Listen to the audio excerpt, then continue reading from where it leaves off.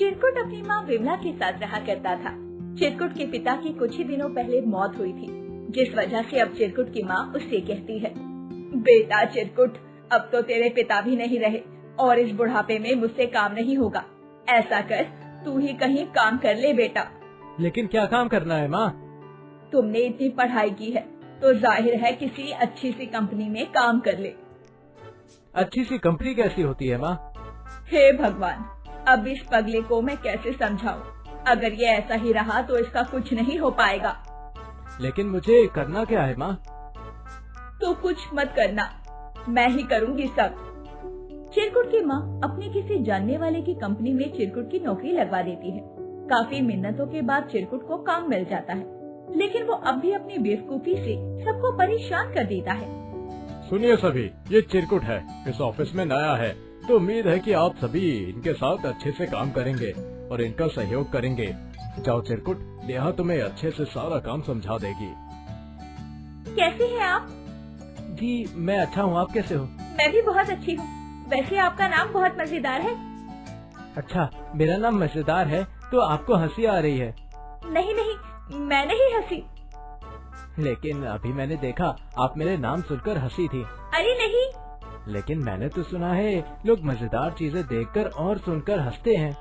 हाँ, लेकिन ये वो वाली हंसी नहीं है। तो ये कैसी वाली हंसी है? हे भगवान, इससे बहस करने में कोई नहीं जीत सकता। ऐसा करो, तुम इन फाइल्स को जमा करके रख दो। कहाँ रखूं? मेरे सर पर। ये सब क्या है? तुमने फाइल मेरे सर पर क्यों रखी? तुमने ही तो कहा मेरे सर पर रख दो। हे भगवान, मुझे उठा ले। क्यों, तुम्हें अपनी जिंदगी से प्यार नहीं है? आज के बाद मुझसे बात मत करना। मैंने क्या किया? ऐसे ही कुछ दिन बीत जाते हैं और एक दिन चिरकुट बैठकर काम कर रहा होता है। तभी मिस्टर शर्मा उसके पास आते हैं और कहते हैं, चिरकुट, मेरी बात ध्यान से सुनो, मुझे ये फाइल कल पूरी चाहिए। किसी भी हाल में लेट मत होना, टाइम से आकर ये काम पूरा कर देना। ठीक है सर, मैं पूरा कर दूंगा, लेकिन आना कब है? ऑफिस टाइम में। अभी तो आपने कहा था कि जल्दी आना है। हाँ, जल्दी आ जाओगे तो और अच्छा। कितनी जल्दी आना है? अरे तुम जब आ सको तब आना। ठीक है सर। अगले दिन ऑफिस में सभी एम्प्लॉय मजाक मस्ती कर रहे थे। तभी वहाँ मिस्टर शर्मा गुस्से में आते हैं और कहते हैं, वो चिरकुट कहाँ है? उसने अभी तक अपना काम पूरा नहीं किया। तभी वहाँ चिरकुट अपनी मौज मस्ती में ऑफिस में आता है और बॉस को देखकर कहता है, गुड मॉर्निंग सर जी।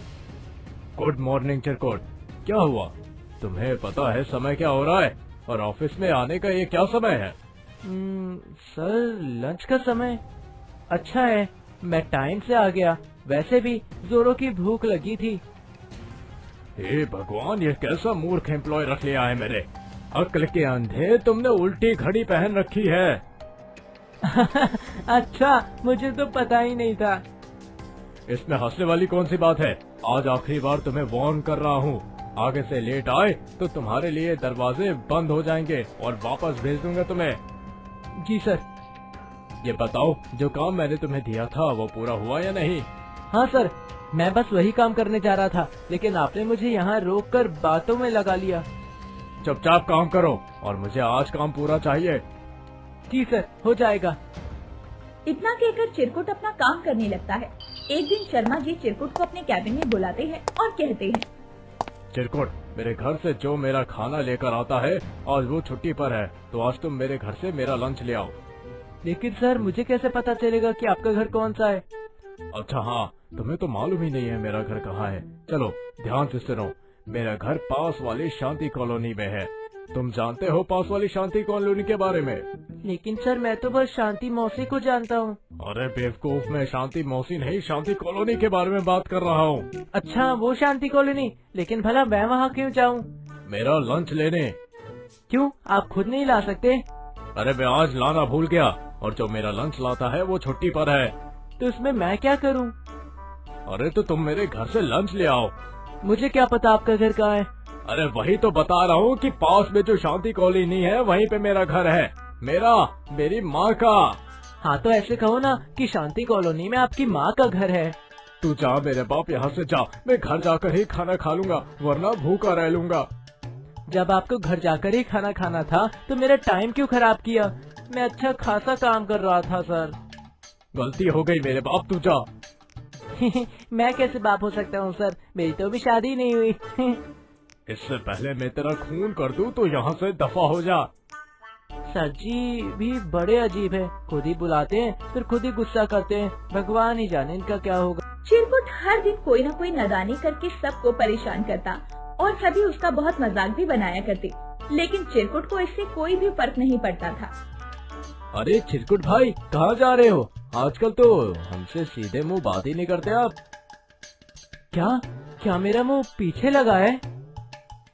अरे सीधे मुंह बात न करने से मेरा मतलब है कि आजकल हमसे बात नहीं करते तुम।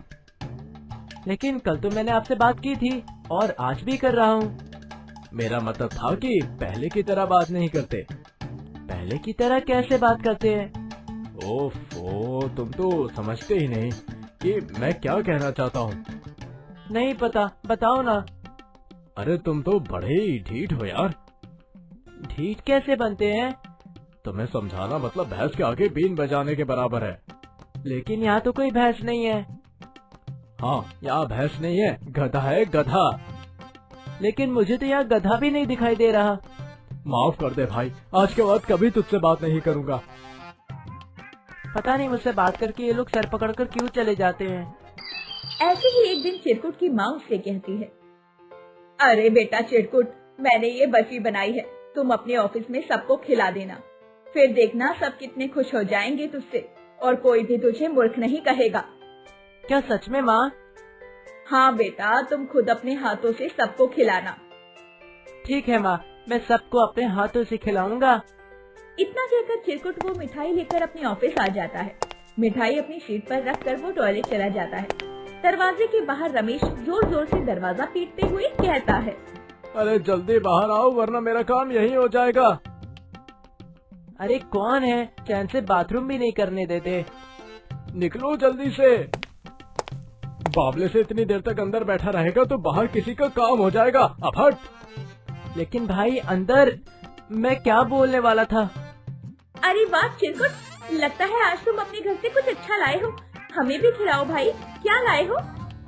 हाँ हाँ, मेरी माँ ने कहा था कि मैं खुद ऑफिस में सभी को अपने हाथ से ये मिठाई खिलाऊंगा। अच्छा ठीक है, फिर जल्दी से खिलाओ, इन्हें देखकर मुंह में पानी आ रहा है। हाँ अभी खिलाता हूँ ना।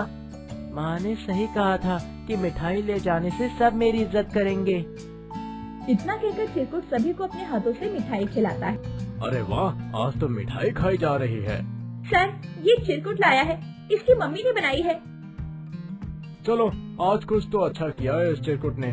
चलो भाई, हमें भी खिलाओ। टॉयलेट में पानी नहीं आ रहा है, फिर तुमने हाथ कहाँ से धोए? वो तो मैंने कपड़ों से ही पोंछ लिए थे, हूँ ना मैं समझदार। चिरकुट की बात सुनकर सभी लोग यहाँ वहाँ जाकर उल्टी करने लगते हैं। छी, तुम इतने मूर्ख कैसे हो सके हो चिरकुट? बाप रे, मैं तो इतने मजे से खा रही थी इसके हाथों से मिठाई। दफा हो जाओ मेरी नजरों के सामने से, मुझे उल्टी आ रही है। अब मैंने क्या कर दिया?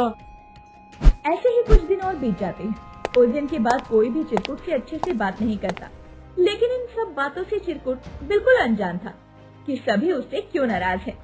छी, ये इतना गंदा होगा मैंने कभी सोचा भी नहीं था। बॉस ने पता नहीं क्यों अभी तक इसे ऑफिस में रखा है, इसे तो कब का निकाल देना चाहिए था। अच्छा वो मैं वहाँ नहीं था, वरना तुम लोगों की तरह मुझे भी गंदे हाथों से वो मिठाई खानी पड़ती। मुंह बंद कर लो अपना, वरना मुंह तोड़ दूंगी। अब जो हो गया है उसे बदला थोड़ी जा सकता है। चिरकुट को अब भी नहीं पता था कि उसकी क्या गलती थी। एक दिन ऑफिस में सभी आपस में बात कर रहे होते हैं। अरे नेहा, तुम्हें पता है क्या कि इस बार एम्प्लॉय ऑफ द मंथ कौन बनेगा? नहीं, कौन? मैं और कौन? आखिर बॉस मुझसे ही अपना सारा काम करवाते हैं, तो उनकी आंखों में मेरे लिए बहुत इज्जत है। अरे पागल, वो इज्जत नहीं है, वो तो तुम्हें अपना नौकर समझते हैं, इसीलिए तुमसे अपना सारा काम करवाते हैं। तुम बस उनके चमचे हो, चमचे। देखना, एम्प्लॉय ऑफ द मंथ तो मैं ही बनूंगी। तुम कुछ भी कहो, लेकिन मैं ही एम्प्लॉय ऑफ द मंथ बनूंगा। नेहा और रमेश की बातें सुनकर चिरकुट उनके पास जाता है और कहता है, क्या बात है, यहाँ क्या बहस चल रही है? कोई मुझे भी बताओ। हम तो कह रहे थे कि इस बार एम्प्लॉय ऑफ द मंथ कौन बनेगा, बस यही चर्चा चल रही थी। अच्छा, लेकिन इसका मतलब क्या होता है? तुम तो रहने ही दो। तुम जैसे मूर्ख का एम्प्लॉय ऑफ द मंथ के बारे में जानने का भी कोई फायदा नहीं है। सही कहा, तुम दूसरों का दिमाग ही खाओ जाके। रमेश और नेहा चिरकुट का मजाक बनाने लगते हैं, जिसके बाद चिरकुट बाकी के एम्प्लॉय से एम्प्लॉय ऑफ द मंथ के बारे में पूछता है। तो वो उसे बताते हैं कि जो एम्प्लॉय महीने में सबसे अच्छा काम करता है, बॉस उसे इनाम देंगे। ये सुनकर चिरकुट खुद से कहता है, अरे वाह, एम्प्लॉय ऑफ द मंथ को इनाम मिलता है। अब तो मैं ही बनूंगा एम्प्लॉय ऑफ द मंथ। लेकिन ये बनते कैसे हैं? ये किससे पूछूं? अरे भैया, क्या आपको पता है कि बॉस का खास कैसे बनते हैं? बॉस का खास? लेकिन तुम ये क्यों पूछ रहे हो? क्योंकि मुझे भी एम्प्लॉय ऑफ द मंथ बनकर बॉस से शाबाशी और इनाम लेना है। अच्छा, ये तो बहुत अच्छा है। तो सुनो, तुम्हें क्या करना है? तुम्हें अपने बॉस के हर बात माननी होगी और उनके पीछे बिल्कुल कुत्ते की दुम की तरह रहना होगा। वो जहाँ भी जाए उनके पीछे पीछे जाना होगा। इससे तुम्हारे बॉस तुमसे बहुत खुश हो जाएंगे। ठीक है, जैसा तुम कहो। मैं अब बॉस के पीछे पीछे उनकी दुम की तरह रहूंगा।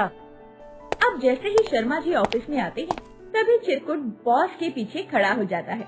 ये देखकर शर्मा जी कहते हैं, अरे चिरकुट, ये क्या कर रहे हो? क्या मेरे पीछे कुछ लगा है क्या? नहीं सर जी। फिर ऐसे क्यों खड़े हो?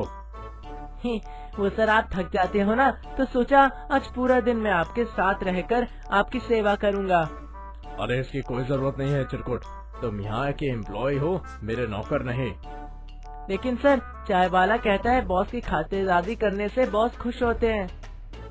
लगता है आज इसका दिमाग घूम गया है। खैर, मेरा क्या, आज इससे ही सारा काम करवाऊंगा। ठीक है, अगर तुम्हें मेरी सेवा ही करनी है तो जाओ, जल्दी से मेरे लिए एक गिलास ठंडा पानी लेकर आओ। जी बॉस। देखो तो इस चिरकुट को, बॉस की चमचागिरी करके अपने नंबर बढ़ा रहा है।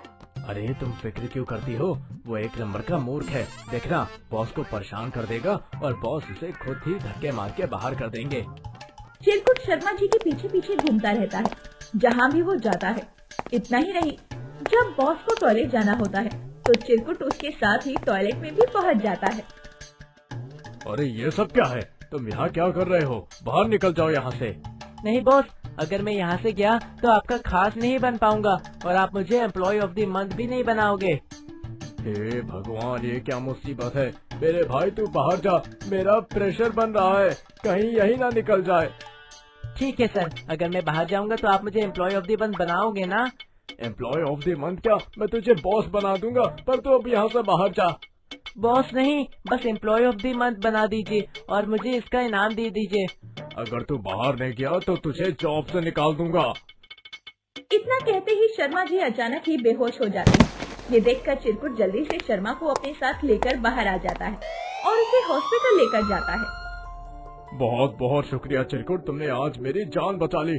मैंने तुम्हें लाख बार भेजा पर तुम बाहर नहीं गए, और जब मुझे दिल का दौरा पड़ा तो तुम ही मुझे वहाँ से बाहर निकालकर अस्पताल लेकर गए। अगर तुम वहाँ से चले जाते तो आज शायद मैं जिंदा ना होता। मेरी जान बचाने के बदले में तुम्हें एम्प्लॉय ऑफ द मंथ बनाता हूँ मैं, और इसके साथ ही मैं तुम्हारी पगार को 2 गुना कर देता हूँ। अरे वाह, चाय वाले का आइडिया काम कर गया। मैं तो एम्प्लॉय ऑफ द मंथ बन गया और पगार भी बढ़ गई। अगर आपको हमारी ये वीडियो अच्छी लगी हो तो वीडियो को लाइक और चैनल को सब्सक्राइब जरूर करें और अपने दोस्तों को शेयर करना ना भूलें।